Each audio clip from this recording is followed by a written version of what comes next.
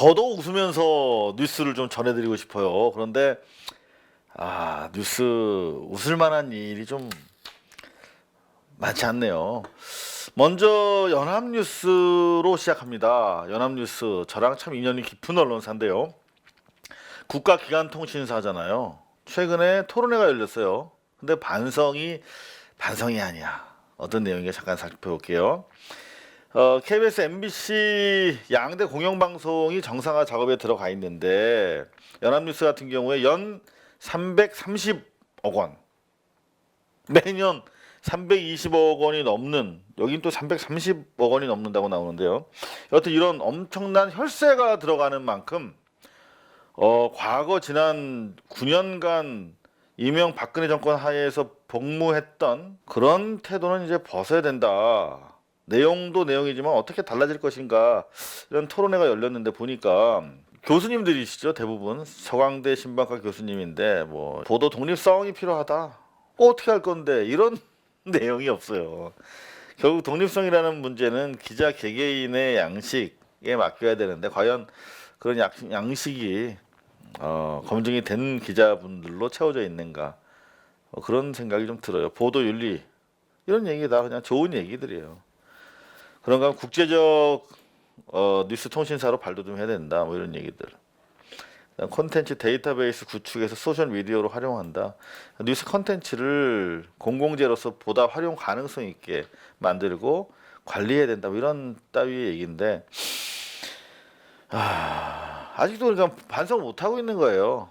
이런 기술적인 우리가 반성을 요구하고 있는 게 아니잖아요. 그야말로 지난 9년 동안 해왔던 유사 독재, 그야말로 국정원 댓글을 통한 유사 쿠데타를 통한 집권을 했던 세력들에 대한 복무에 대해서 처절한 반성을 요구하는 것인데, 이런 얘기들이 자꾸 나와요. 뭐 AP, 로이터, AFP, 미국, 영국, 프랑스, 과거에 식민지를 운영했던 나라들입니다.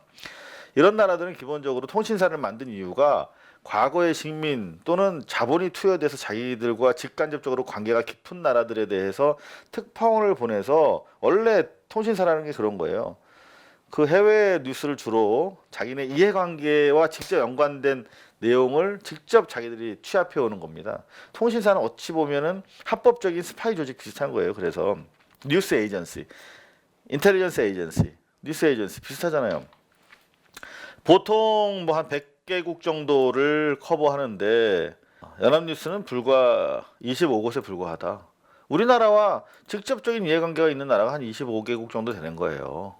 그리고 기자를 파견하기에는 우리나라와의 어떤 교육이라든가 외교 관계가 그만큼 좀 덜 중요한 나라인 거죠. 저는 물론 연합뉴스가 조금 해외 특파원을 좀 더 파견하는 거는 공감합니다. 근데 비용이 엄청나게 비싸요. 사람들 거기서 구해서 쓰고 렌트하고 가족 데려가면 학비 지불하고 뭐 체재비 뭐 이렇게 하면 뚝딱 몇 억이에요. 수억 원이 듭니다. 그런데 연합뉴스가 발전하려면 사실 그렇게 돼야 되는데, 주요 선진국, 미국, 영국, 프랑스 선진국들과 우리는 좀 입장이 좀 다르다. 그런데 세계적 뉴스 통신사들은 기자가 1000명인데 우리는 640명. 적다는 취지로 쓰고 있는데 저는 글쎄요, 이게 적은 건지 모르겠습니다. 지금 우리는 연합뉴스라고 하는 국가기관 통신사가 과연 필요하냐? 민간 통신사도 지금 우후죽순격으로 많은데, 그런 본질적인 질문을 던지고 있는 거잖아요. 이를테면 연합뉴스는, 제가 자꾸 연합뉴스가 똑바로 해야 된다라고 강조하는 이유가, 연합뉴스는 도매상이에요. 뉴스 도매상. 그래서 소매상, MBC, KBS도 뉴스 소매상입니다. 이 뉴스 소매상에다가 뉴스를 파는 거예요. 전제를 받고. 그런데 어떻게 돼 있습니까? 자기들은 도매는 직접 소매하면 안 되잖아요. 통상적으로. 그게 페어하잖아요. 공정하잖아요. 근데 포털 사이트가 생기고 나서는 연합뉴스가 직접 포털에 자기네 기자 바이라인이 옛날에 없었어요. 연합뉴스 누구 기자라고 안 했어요. 그냥 연합뉴스는 연합뉴스지. 근데 이거는 뭐 그 소매가 아니니까. 근데 직접 자기네 브랜드를 달고, 기자 브랜드를 달고 네이버 다음에 유통시켜요. 그래서 어떻게 돼요? 네이버에는 통신사 뉴스원까지 포함해서 통신 3사가 차지하는 기사 비중이 노출되는 기사 비중이 네이버에는 거의 40%, 10개 중에 4개가 통신사 기사야. 다음도 37%, 거의 10개 중에 4개. 연합뉴스만 따져도 2개 이상이에요. 10개 중에 2개 이상. 그만큼 연합뉴스가 뉴스 도매상으로 그야말로 연합뉴스 내려가면 거의 기사 토시도 안 받고 그냥 기사를 자기네가 쓴 것처럼 해서 유통시킨단 말이에요. OEM이죠, 일종의. 근데 포털에다가는 심지어 10건 중 2건 이상이 연합뉴스 기사가 직접 노출돼. 그럼 정말 중요한 언론사인 거죠.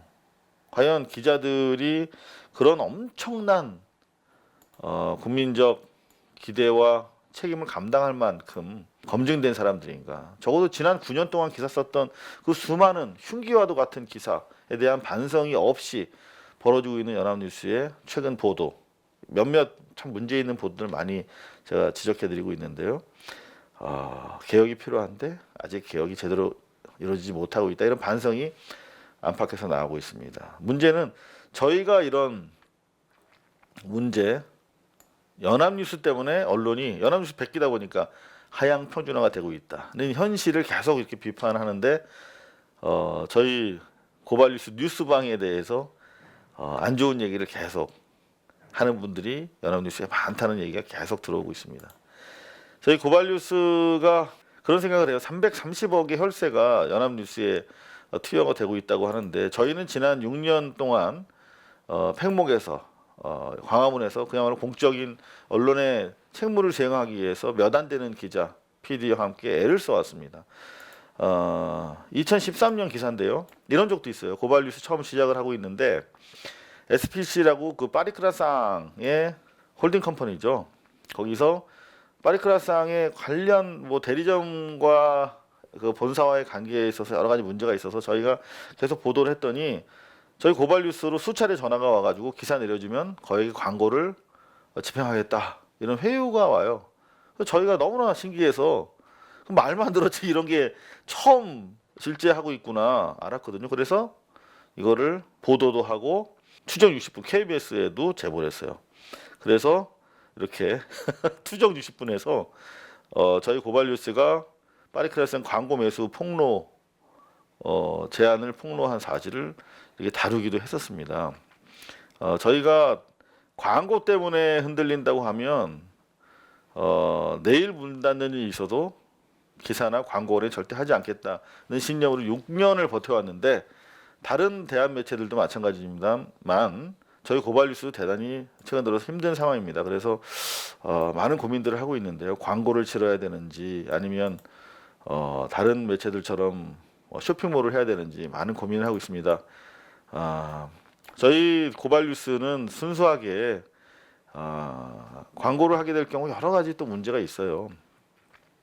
자본을 독립적으로 감시하기가 되게 힘들어집니다. 그래서 고발뉴스닷컴 홈페이지에 가면 우상단에 후원을 정기 후원을 위한 배너도 있고 일시 후원을 위한 저희 회사 계좌도 있습니다. 여러분들 저희 고민을 좀 덜어주시면 감사하겠습니다.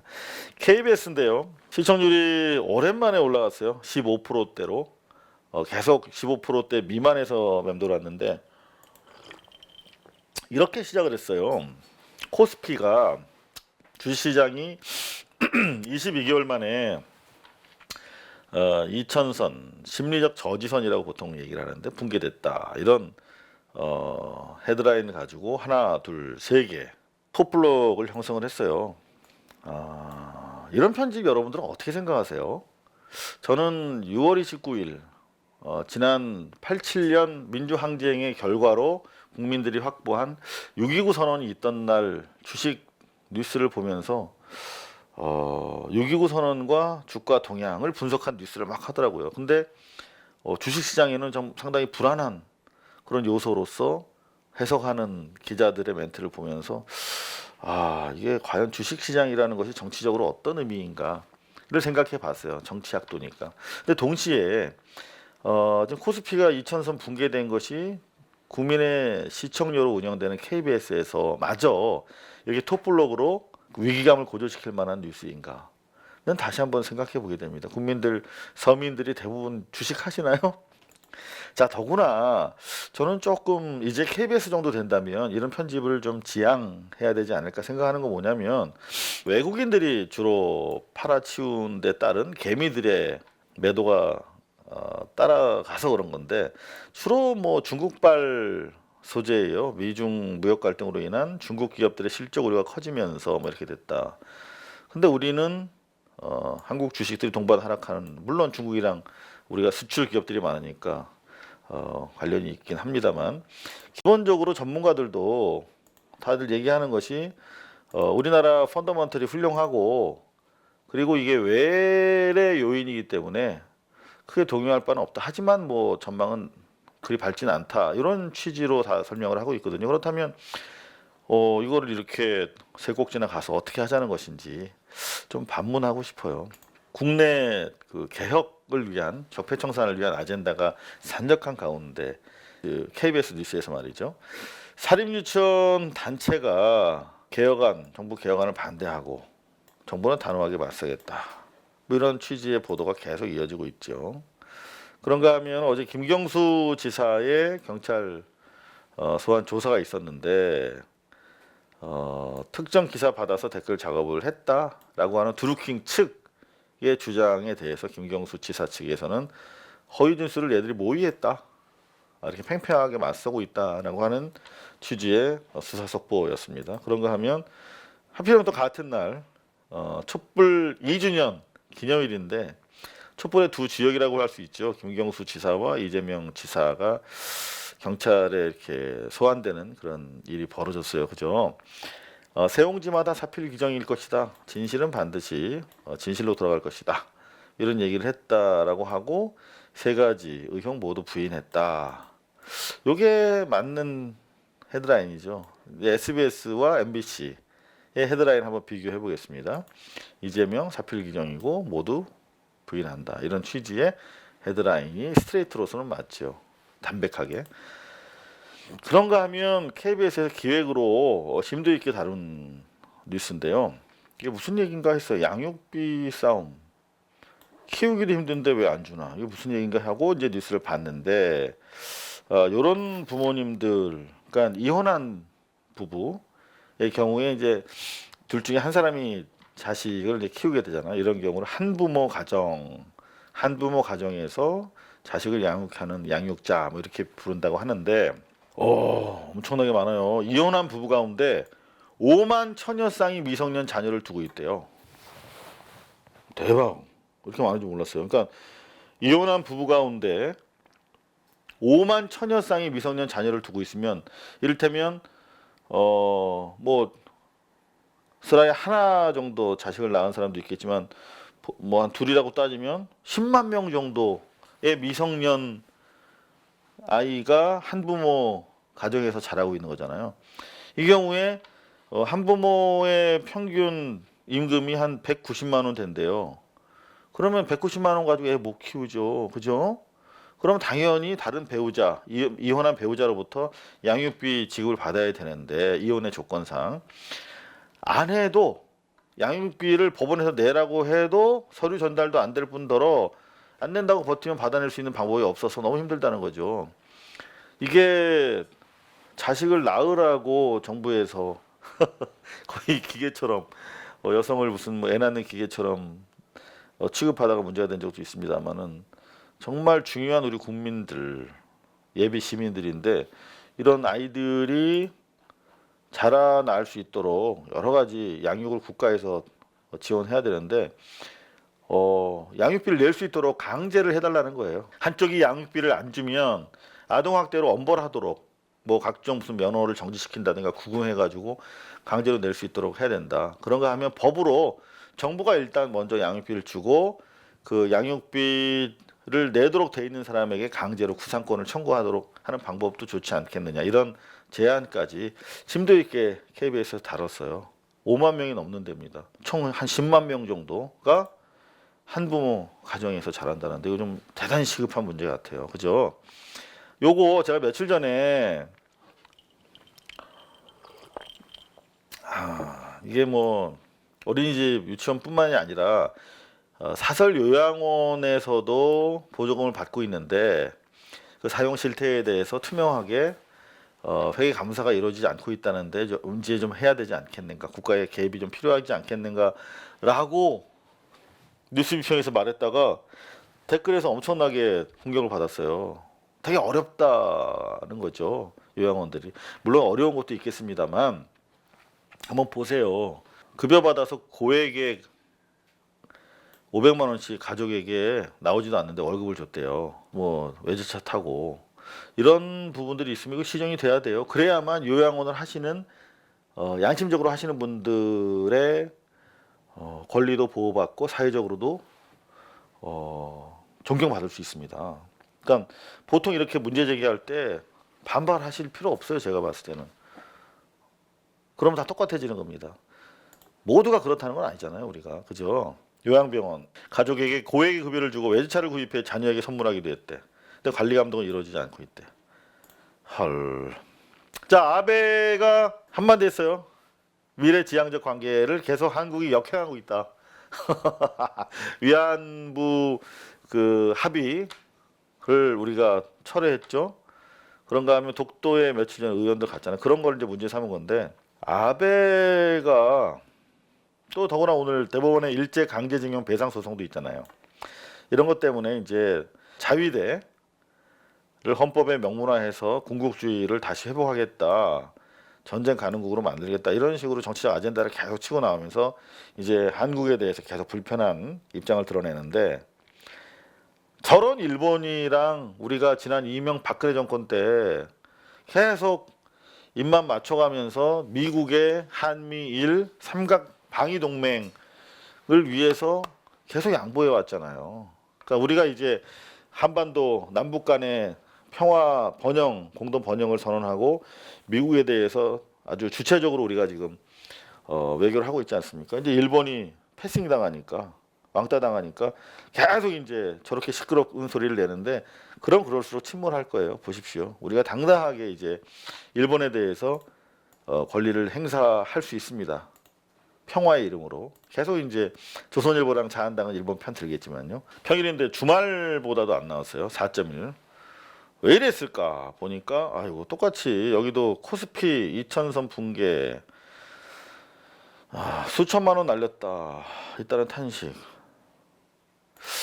자, 이거 봅시다. 이게 지금 우리 주식시장에도 찬바람이 불고 있다. 외국인들이 계속 팔자 하고 있는데 개미들이 따라가고 있다. 뭐 하루에 31조 원이 사라졌다. 뭐 이런 건데요. 어떻게 생각하세요? 기본적으로 주식은 자기 책임 하에 자기가 돈 벌려고 하는 거 아닙니까? 자기가 무슨 뭐 애국하려고 하는 것도 아니고 남 도와주려고 하는 것도 아니고 그냥 자기 돈 벌려고 하는 거잖아요. 근데 이렇게 과도하게 제가 알기로는 주식이 이렇게 떨어지면 또 돈 버는 사람도 있어요. 그죠? 근데 이렇게 전 국민의 서민들까지도 공영방송에서 톱블록으로 이렇게 쓰리톱으로 위기감을 같이 학습받아야 되는 그런 사안인가 한번 생각해 보자는 거예요. 제가 뭐 주식에 대해서 뭐 억한 감정도 없는 사람인데 과연 이런 기존의 주식 관련 보도가 맞는 것인가 한번 생각해 볼 필요가 있지 않겠어요? 뉴스 시작하기 전에 항상 그렇잖아요. 금, 유가, 주식 세 가지를 먼저 얘기해 주잖아요. 금값, 뭐 텍사스상 뭐 원유가 배럴당 얼마, 뭐 그런 거 우리가 꼭 알아야 되나요? 더 중요한 거 있지 않나요? 어떤 게 중요하냐고요? 우리 생활의 지표들이 있잖아요. 우리 더 얼마나 행복한가. 뭐 고용 같은 건 중요한 것 같아요. 그죠? 아니면은 여러 가지 생활 민생 지표들이 있는데 그런 지표로 시작하는 것이 옳냐 이 말이죠. 그냥 제 생각이 그렇다는 거예요. 뼈저리게 사립 유치원들 반성한다. 근데 회계 규정이 없다. 이런 식으로 계속 항변하고 있다는 취지. 그런가 하면은 요거 보세요. 이재명 지사가 어제 경찰 조사 받았는데 이렇게 뽑아놨어. 제목을 도민께 죄송하다. 뭐 잘못한 사람 같잖아요. 마치 그죠? 여러 혐의 부인. 여러 혐의 부인이 아니라 혐의 전면 부인이죠. 그죠? 형 이번은 형수가 시켰다. 전혀 다른 거고. 점 문제는 이미 까줬다. 없다. 그죠? 그리고 또 뭐 있어? FC 성남. 그건 자기가 먹은 거 아니다. 순수하게 협찬이었다.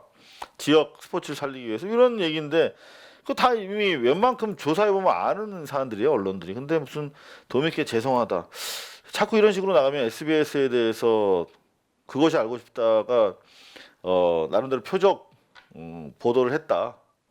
조폭 유착설을 제기하면서라고 하는 의혹을 가지고 있는 시청자들이 글쎄 어떻게 생각할지. 여기서 무슨 마치 혐의를 지인하고 도민께 죄송하다라고 한 것 같아서 저 뉴스를 봤더니 여기는 안 나와. 왜 죄송하다고 했는지 본문에는 없어. 근데 제가 다른 뉴스 JTBC였나요? 아, JTBC였구나. 여기 봤더니 죄송하다라고 한 게 뭐냐면 이게 보세요. 경기지사의 1시간은 주민이 1,300만이니까 1,300만 시간의 가치가 있어. 자기가 시간을 막 쪼개서 한 사람 한 사람들을 위해서 써야 되는 임명직이니까, 선출직이니까 1,300만 시간의 가치가 있어. 이렇게 바쁜 소중한 시간을 가지고 있는 사람인데 이 귀한 시간에 제가 도청을 비우게 돼서 도민 여러분에게 죄송하다는 거야. 내 도정을 위해서 힘써야 되는데 이깟 일 가지고 여기까지 불려 나와서 죄송하다라고 하는 도민에 대한 진정성 있는 사과죠. 근데 무슨 마치 뭐 혐의를 시인한 것처럼 SBS는 제목을 뽑았냐? 아이, 이거 이상하다. 그죠? 그런가 하면 드루킹 허위 진술 모의 대 김경수 본행 기사의 AAA. 이건 이제 드루킹이 하는 얘기예요. 김경수 지사가 보낸 기사에는 AAA라고 꼭 처리해야 되는 기사라고 표적을 했다는 것이고 그런 거는 다 드루킹 일당이 허위로 진술을 모의한 것이다라고 하는 김경수 지사의 주장이 맞서고 있다. 물론 이건 드라이하네요. 조국 수석이 요즘에 페북을 통해서 한마디씩 하고 있거든요. 근데 이게 직접 개입이 아니라 괜찮다? 지난번에 임종원 전 법원행정처 차장을 조사하면서 새벽 밤 12시 넘겨서 조사했어요. 한번 부르기 어려우니까 한꺼번에 왔을 때 혐의가 막 10개, 20개 됐잖아요. 그 한 혐의당 2개씩만 물어봐도 시간이 엄청나게 걸릴 거 아닙니까? 더구나 연내 수사 마무리하겠다라고 국감에서 서울중앙지검장이 얘기했기 때문에 서둘러야 돼. 그래 12시 넘어까지 조사했다 쳐. 그걸 가지고 고법 판사 한 양반이 뭐라 그랬어. 왜 밤샘 조사하냐고. 그 밤샘 조사는 법원에서 증거 능력 없다. 그 조서는 이런 식으로 사법 적폐 수사에 김 빼는 발언을 하니까 조국이 나선 거야. 조국은 민정수석이기도 하지만 헌법학자잖아요. 그래서 현직 부장판사 이거 차관급이에요. 고법 부장판사니까 이 현직 부장판사가 비판하니까 삼성 최고위 인사에다가 알랑방구 끼는 문자, 그다음 인사청탁성 문자 이런 문자 보낸 양반이야. 그 강 부장판사라는 사람. 그리고 사법농단 수사에 대해서 조직적 옹이형 비판. 이건 사법농단 수사를 막기 위한 실드 쳐주기 위한 주장이라고 본 거죠. 그래서 그런 사람들은 법관 독립과 무관한 문제 행위에 대해서는 사회적 책임을 져야 된다라고 지적해서 페북을 통해서 그거 가지고 조국의 페북 정치 이래도 되냐라고 조지는 기사예요. 이거는 남승모 기자가 SBS와 함께 조국을 견제하는 기사입니다. 이런 짓 하지 마라. 직접 개입 아니니까 괜찮다? 글쎄, 깨우뚱 하는 내용이잖아요. 저는 SBS의 이런 보도가 이상해요. 깨우뚱 저도. 이런 보도 괜찮나? 저도 깨우뚱. 그래서 시청률이 4.1%밖에 안 나왔나? SBS 단독 보도인데요. 낙뢰 보호기라고 있대요. 낙뢰 보호기. 벼락 치는 거 막는 거. 공공기관이나 발전소 등에는 낙뢰가 벼락 치면 안 되니까 보호기를 설치하는데 알고 봤더니 핵심 부품이 요거 중국에서 300원에 사온 거래. 헐 내부 제보야. 이 업체의 전 영업팀장이니까 잘 알겠죠. 핵심 부품인데 이거를 핵심 부품이 300원이면은 다른 거 합쳐도 그렇게 비싸진 않겠죠. 그런데 이거를 70만 원에 납품했대.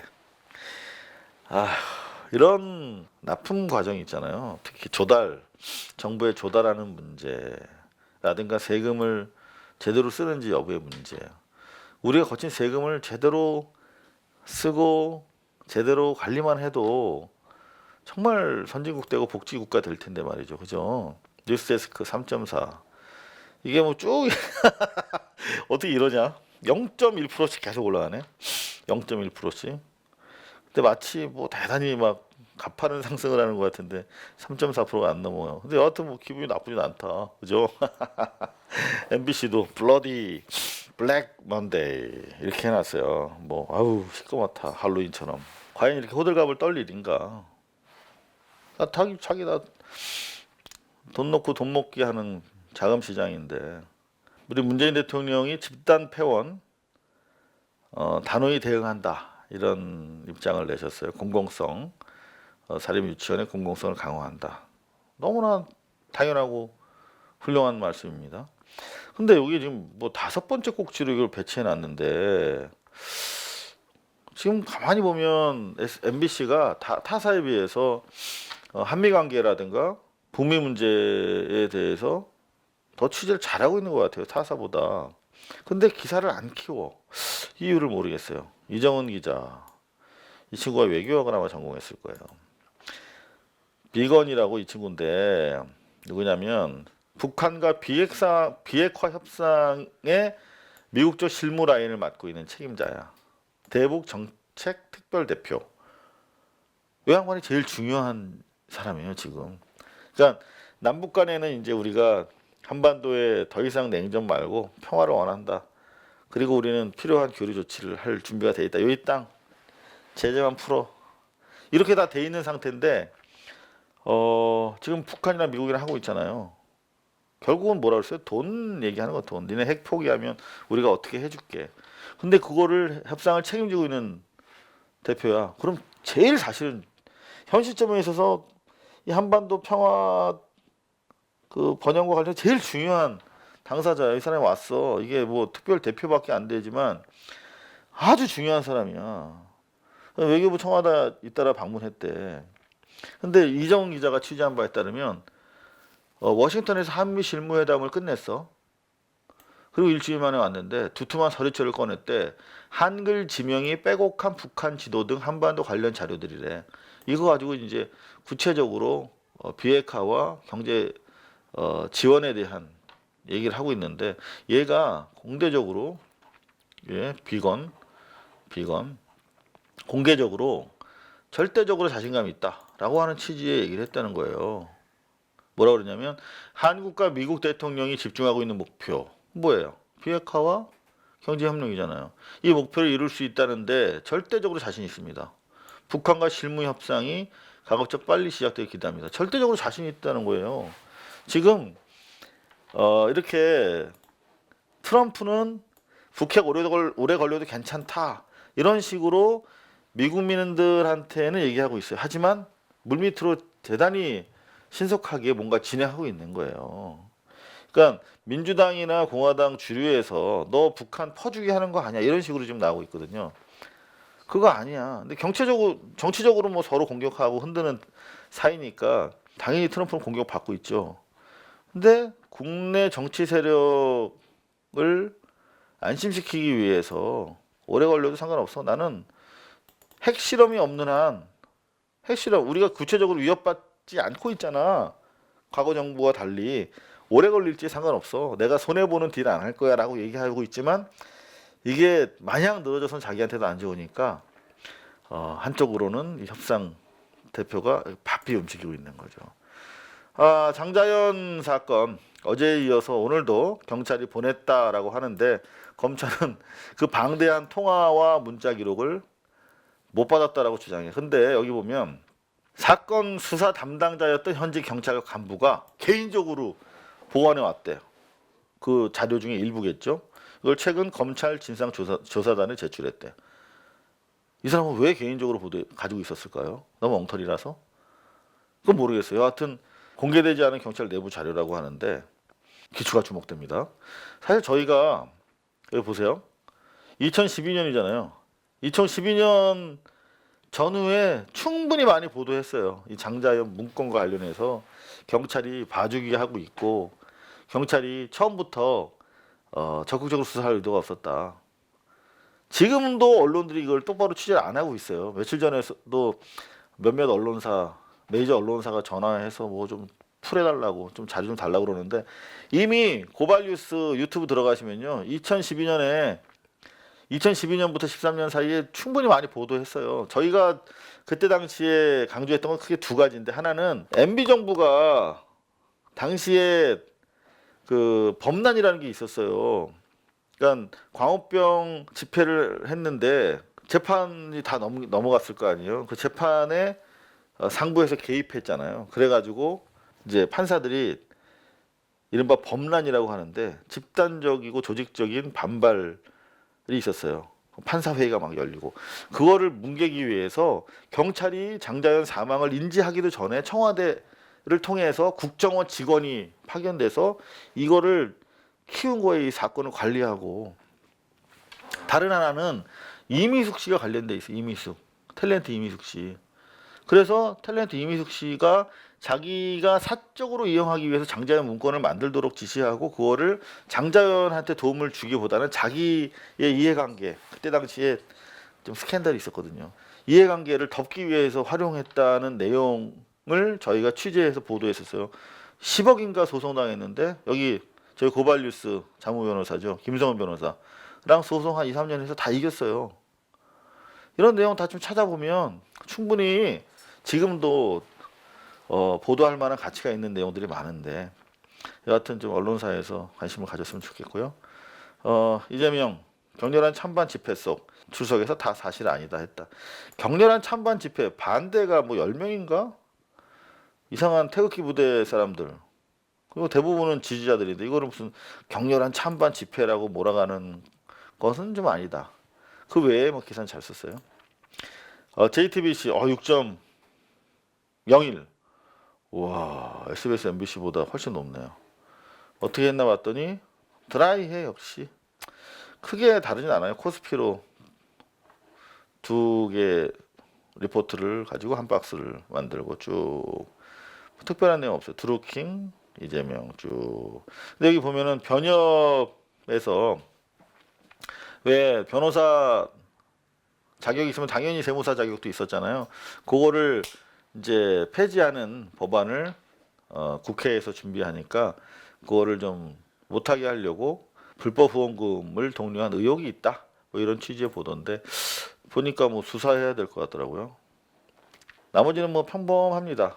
아까 말씀드린 것처럼 SBS가 이재명 지사가 마치 죄송하다라고 얘기한 게 혐의를 시인하는 것처럼 보일 수도 있는 그런 편집을 한 배경이 되는 멘트가 여기 있어요. 그러면 SBS는 그 멘트 제목을 그렇게 뽑았으면 원래 그 말이 들어가 있는 멘트를 넣어줘야 되잖아요. 리포트 안에다가. 근데 안 했어. 그래서 다른 타사에서 이걸 제가 찾은 거예요. JTBC에서. 그다음에 이건 JTBC에서 잘했더라고요. 한국 공무원 수가 일본의 4배라고 하는 그런 막 가짜 뉴스 엄청나게 요새 돌아다니고 있는데 조사를 해봤대요.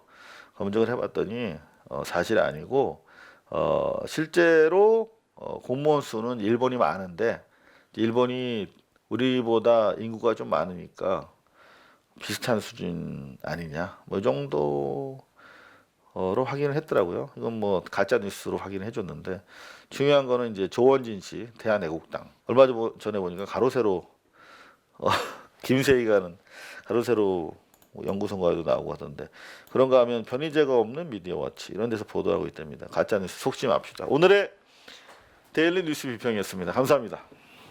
고발뉴스는 여러분의 자발적 후원에 힘입어 운영되는 대한 매체입니다. 자본과 외압에 흔들리지 않는 언론으로 키워주십시오. 후원 신청은 지금 고발뉴스닷컴에서 접수 중입니다. 여러분의 많은 참여 부탁드립니다. 감사합니다.